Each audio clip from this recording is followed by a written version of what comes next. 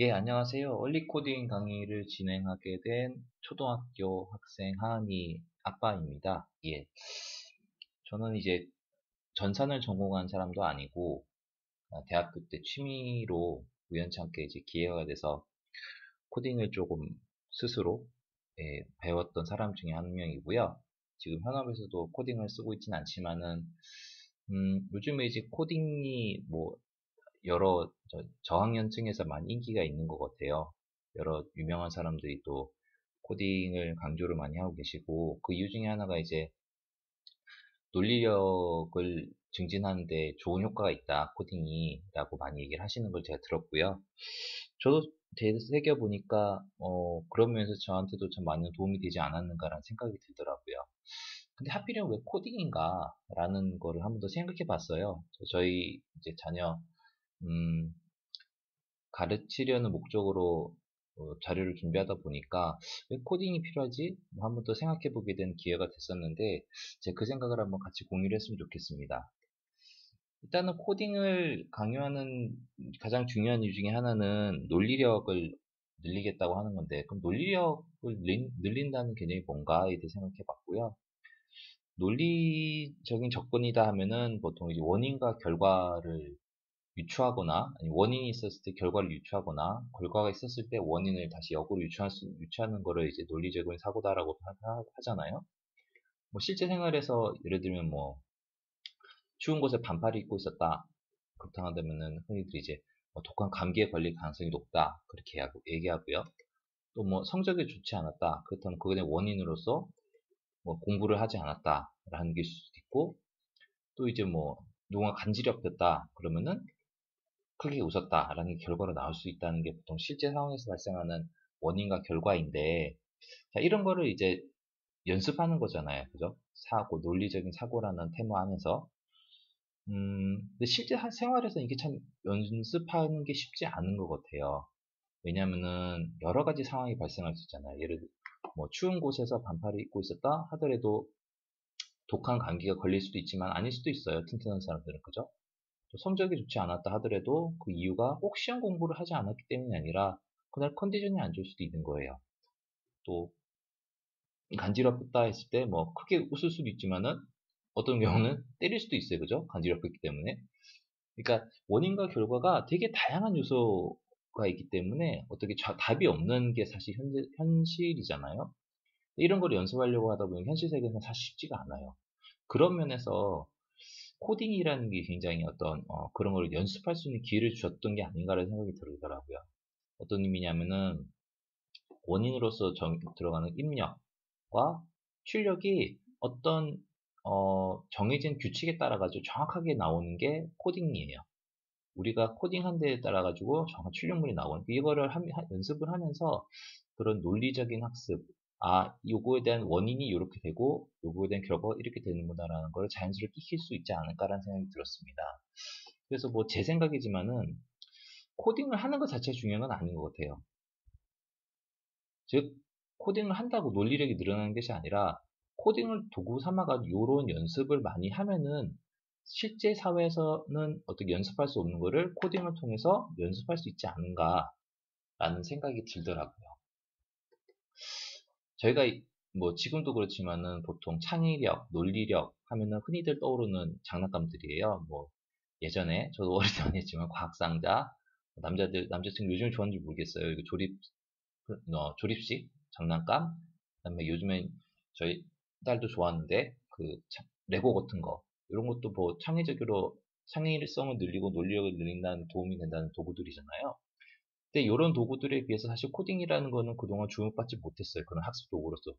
왜냐하면은 코딩은 이렇게 쉽게 접근할 수 있는 건 아니었거든요. 굉장히 문턱이 넓었다고 할 수 있죠. 어려웠어요. 그러다 보니까 이제 어른이 돼가지고 하고 있는데, 이제 시대도 많이 변하고 또 컴퓨터라는 게 굉장히 여러 분야에 적용이 되다 보니까 컴퓨터의 논리력에 대한 이해가 필요한 게 아니냐, 또 그걸 통해서 사람의 학습적인 능력도 올릴 수 있지 않느냐, 그런 니즈가 생기는데, 그 문턱은 아직 여전히 높은 상태였다가 최근에 뭐 MIT에서 개발한 걸로 잘 알고 있는데 스크래치라는 학생들을 위한 코딩 툴이 나왔어요. 이런 식으로. 그래서 뭐 학교에서는 이런 것도 가르치는데 사실 저는 굉장히 좋더라고요. 제가 봐도 좋은 거는 맞는데 이것도 사실은 생각해보니까 이런 레고나 과학상자 또는 뭐 이런 조립식 장난감의 어떤 일종의 유아용 툴, 유아라기보다는 어쨌든 초보자를 위한 툴이지 이거 자체를 어떤 프로그래밍 언어라고 하기에는 조금 어려운 게 아닌가. 즉 코딩을 통해서 얻을 수 있는 거를 100이라고 한다면은 학습 100이라고 한다면 스크래치를 통해서 하는 그거만큼은 안 되는 게 아닌가라는 생각이 들었었어요. 이유가 코딩은 실제로 코딩을 통해 가지고 판매하는 제품까지 나와요. 여러분 아듯이 뭐 여러 소프트웨어들, 앱 같은 것들 하면은 코딩을 통해 열심히 배우면은 전문가가 돼서 그거를 그 상용까지 나갈 수 있는 방법이 되는데 이런 여러 가지 초보자를 위해 개발된 툴들은 이걸 아무리 열심히 한다 해가지고 전문가가 되진 않아요. 예, 전문가를 하기 위해서는 또 다른 걸 또 배워야 되는 거예요. 그러니까 전문가가 되는 게 목적은 아니지만은 전문가가 되기 전에 배웠던 것들이 자연스럽게 더 배우게 되면 전문가가 되는 그런 단계로 넘어갈 수 있으면 좋지 않을까라는 생각을 해봤어요. 그래서 전문가들이 하는 그 도구를 그냥 써서 초보자를 위해서 좀 잘 꾸며보면 어떨까라는 생각이 들었어요. 제가 뭐 아까도 말씀드린 전공한 것도 아니지만은 어찌 보면 제가 전공을 하지 않았기 때문에 그런 측면에서는 저 스스로 많이 느껴서 배울 때 이렇게 배워보면 어떨까라는 생각을 참 많이 했던 것 같아요. 그래서 기존의 어떤 코딩 학습 방법에서 약간 떠나서 그런 재미도 느끼면서 그리고 그걸 조금 더 심화 학습을 하시게 되면 조금 더 디벨롭된 단계로 넘어가는 진짜 코딩을 진짜 레알 코딩을 하면서 학습 논리력을 늘릴 수 있는 그런 부분을 좀 강조하는 게 좋지 않을까. 그래서 그 부분에 대해서 제가 작성을 해봤고요. 그래서 지금 선택한 툴은 안드로이드 앱 개발하는 안드로이드 스튜디오라는 거예요.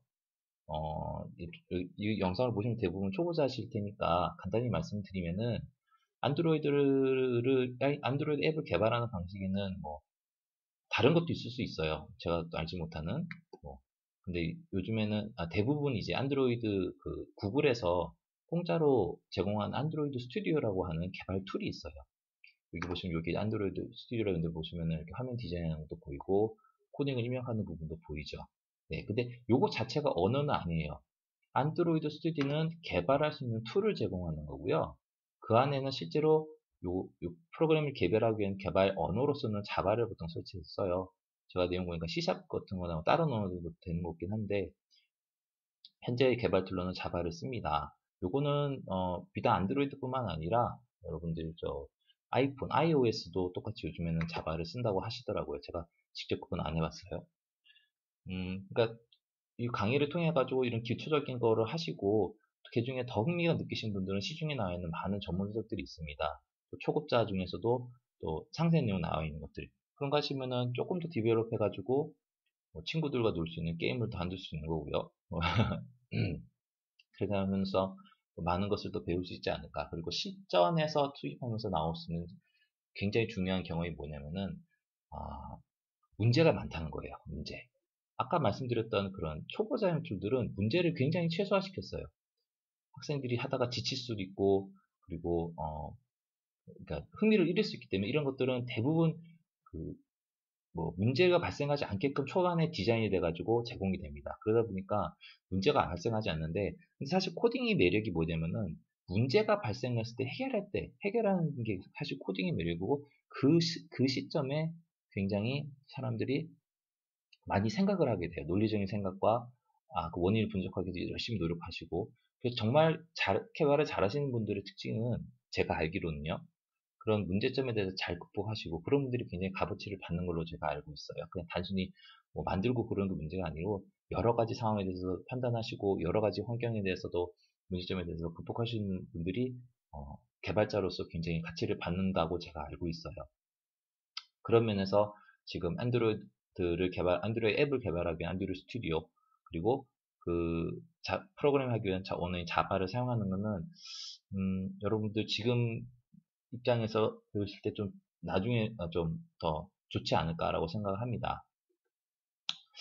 네, 그래서 이제 요건 동영상 강의를 꾸미게 됐는데, 저도 예전에 뭐 VOD를 통해서도 학습을 많이 했지만은, 동영상 강의의 단점이 뭐냐면은, 강의는 보는데 강의가 끝나면 기억이 하나도 안 나요. 그리고 강의를 하다가 뭔가 이제 실습을 해야 되는 순간이 나오는데, 그걸 따라갈 수 있는 시간이 안 돼요.